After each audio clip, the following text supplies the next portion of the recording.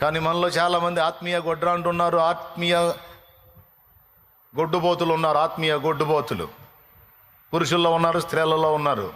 ఎన్ని సంవత్సరాలు ఉన్న చూడు, ఈయనే వస్తుంటాడు, బైబిల్ తీసుకొని చర్చికి వస్తుంటాడు, పోతుంటాడు, ఒక్కడిని కూడా రక్షణలో నడిపించడం. అరే, జీవితకాలం కష్టపడితే చాలామందిని రక్షణలో నడిపించవచ్చు. అసలు ఆ లక్ష్యమే లేదు, ఆ రందే లేదు. అరే, దేవుని పని చేయాలి, దేవుని రాజ్యం కట్టాలి, దేవుని జత పనివాడిని కావాలి, రేపు దేవుడు మెచ్చుకునే బతుకు బతకాలి, 4 జీవితాలని కదిలించాలి, 4 బ్రతుకుల్ని వెలిగించాలి, 4 ఆత్మల్ని సంపాదించాలి, నేను కూడా బోధించేవాడిని కావాలి, ప్రకటించేవాడిని కావాలి, ప్రార్థించేవాడిని కావాలి, దేవుని శక్తిని లోకానికి చూపేవాడిని కావాలి, చూపేదాన్ని కావాలని బుద్ధి ఉండొద్దు. మనకు బుద్ధి ఉండొద్దు. నాకుంది. అందుకే ఓ పక్క వర్క్ చేసుకుంటేనే మరో పక్క ఆత్మల సంపాదన కొరకు కష్టపడ్డా. నీకు కూడా అదే చెప్తున్నా, నన్ను వెంబడించే బిడ్డలారా, ఎన్నాళ్ళు బతికుంటామో తెలియదు, ఎప్పుడు పిలుస్తాడో తెలియదు. మనమేమన్నా ఐరన్ బాడీ వేసుకొని పుట్టామా? ఏమయ్యా, అన్ని మెత్తటి అవయవాలు, ఏ ఒక్కటి బుస్ అన్నా మొత్తం మన టోటల్ చాప్టర్ క్లోజ్. పెద్ద పెద్ద అవయవాలు దెబ్బతినాల్సిన అవసరంలా. చిన్న గ్రంథి ఒకటి ఉంటుంది బాడీలో, అది ఒకటి పోయిందంటే అవుట్. చెబుతున్నానండి, ఎవడు ఎంతకాలం బతుకుతామో తెలియదు. అరే, దీపం ఉండగానే ఇల్లు చక్కబెట్టుకోవాలి, నేడు అనే సమయం ఉండగానే 4 ఆత్మల్ని చెట్టు 4 కాయలు కాసినట్టు కాయాలి. ఫలించొద్దు. అరే, అవతల వాళ్ళు ఆవుతున్న జీవితాలే పణంగా పెట్టి భక్తులతో కలిసి సేవ చేసి ఆత్మల రక్షణ కోసం ఎంత కష్టపడ్డారు, ఎంత వాడబడ్డారు, ఎన్ని జీవితాలు కట్టారు, ఎంతమంది సేవకుల్ని లేపారు. ఆడపిల్లలు సండే స్కూల్ వీళ్ళు వెళ్ళి ఆ సమాజాల్లో తిరిగి పిల్లల్ని గ్యాదర్ చేసి సండే స్కూళ్ళు ప్రారంభం చేసేవాళ్ళు. వీళ్ళు వెళ్ళి రెగ్యులర్గా నడిపేవాళ్ళు ఆ సండే స్కూళ్ళు. చిన్నగా పిల్లలు వాక్యం నేర్చుకొని బలపడి చక్కగా చదివి వాళ్ళలో మంచి మంచి హోదాల్లో కొంతమంది వెళ్తే కొంతమంది వాళ్ళలో మిషనరీలు లేచారు. ఆ లేచిన మిషనరీలు హెబ్రోన్లోకి వచ్చి సేవకులు అయ్యారు. వాళ్ళు అనేక ప్రాంతాలకు వెళ్ళారు. ఇవన్నీ చేసింది ఎవరు? దీనికి మూలం ఎవరో? దేవుని జత పని వారు ఎవరో? మొదట భక్త సింగారు అయితే భక్త సింగారు ఉపదేశం పొందిన ఆడపిల్లలు మగపిల్లలు ఆ విధంగా వెళ్ళి కష్టపడి చేస్తే ఈరోజు చాలా సంఘాలు కట్టబడ్డాయి, నడిపించబడుతున్నాయి.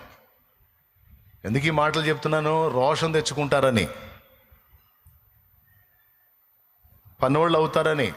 రేపు ప్రభు దగ్గర మీరందరూ జీతాలు పంచుకుంటుంటే నాకంటే పండుగ చేసుకునేవాడు ఇంకోడు ఉండడు.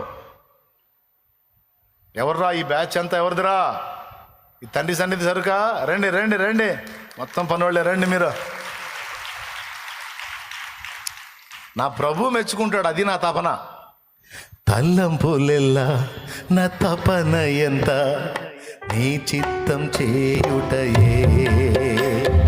తల్లంపులెల్లా నా తపన ఎంత, నీ చిత్తం చేయుటయే. యజమానుడా యజమానుడా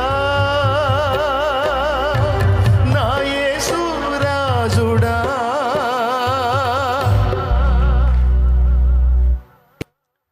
చేతులు పెట్టి ప్రార్థించటం స్వస్థపరిచే శక్తి, బోధించే శక్తి, బుద్ధి చెప్పే శక్తి, హెచ్చరించే శక్తి ఎట్లా వస్తుందంటే పరిశుద్ధాత్మ ద్వారా వస్తుంది. ఆ పరిశుద్ధాత్మ మనకు అనుగ్రహించబడాలంటే మనం ఏం చేయాలి?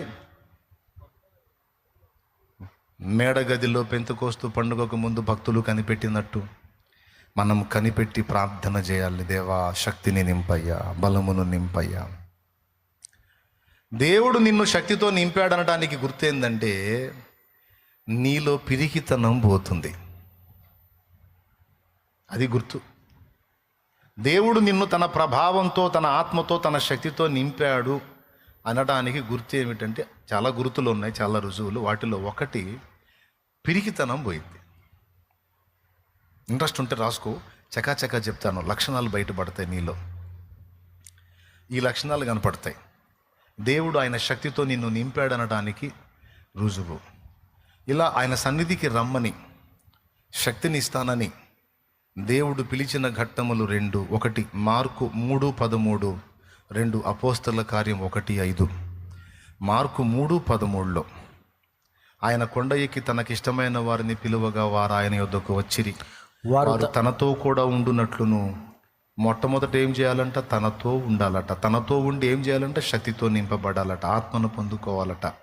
అలా పొందిన తరువాత ఆయనతో ఉండి ఆయన బలమును, శక్తిని, అభిషేకమును, జ్ఞానమును పొంది ఆ తర్వాత ఫీల్డ్లోకి వెళ్ళాలి. ఫీల్డ్లోకి వెళ్ళి పనిచేయాలి.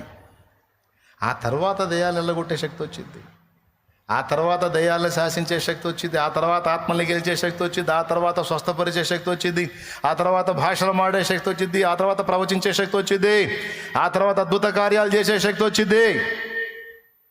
ముందు ఆయనతో ఉండాలి, ఆయన సన్నిధిని కనిపెట్టుకోవాలి.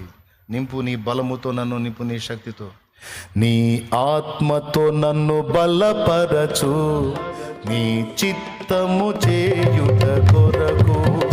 నీ ఆత్మతో నన్ను బలపరచు, నీ చిత్తము చేయుట కొరకు. చాలు, ఎక్కువ పడితే టైం పోయింది మళ్ళీ మనకి. దేవునికి స్తోత్రం. ఆయన చిత్తం చేయడానికి మనకు బలం రావాలంటే ఏం చేయాలి? ఆయనతో కూడా ఉండాలి. వారు పేతురు యోహానుల ధైర్యము చూచినప్పుడు, అపోస్తల కార్యము 4, వారు పేతురు యోహానుల ధైర్యము చూచినప్పుడు, ఏమి చూచినప్పుడు? బోధ చూచినప్పుడా? కార్యాలు చూచినప్పుడా? నో, ధైర్యము చూచినప్పుడు. చదువు అపోస్తల కార్యము 4వ అధ్యాయం, అదేదో వచనం చదువుకో, 13వ వచనం. అదంట.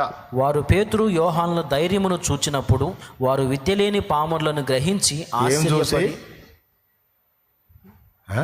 ధైర్యమును చూసి వారు పేతురు యోహానుల ధైర్యమును చూచినప్పుడు వారు విద్య లేని పామరులను గ్రహించి ఆశ్చర్యపడి వారు యేసుతో కూడా ఉండిన వారని గుర్తెరిగిరి. యేసుతో కూడా ఉండినప్పుడు ఏం జరిగిద్దంటే ధైర్యమునిచ్చే ఆత్మ మన మీదికి వస్తాడు. పరిశుద్ధాత్మ మన మీదికి వచ్చినప్పుడు ముందు కనపడే లక్షణం ఏమని చెప్పాను? ధైర్యం.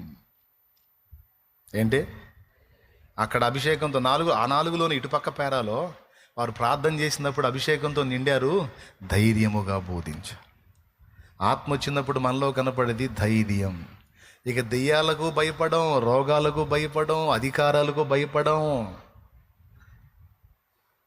ఎవడికి భయం ఉండదు. ఇక గొల్యాతు 6 మూరల జానడు అంత పొడుగుంటే దావీదుకి అసలు ఏందిరా వీడు అన్నట్టు ఉంది.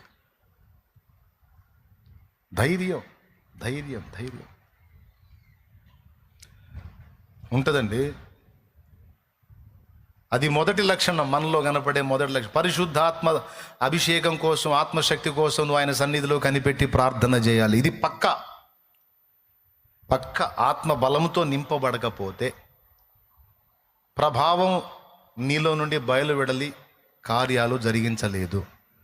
ఆ ప్రభావం నీలో నుండి బయలు వెళ్ళాలంటే నీకు ఆ ప్రభావాన్ని ఇచ్చే ప్రభు పాదాల చెంత కాచుకోవాలి. కరుణాపీఠం చేరాలి, రోజు గోజాడాలి.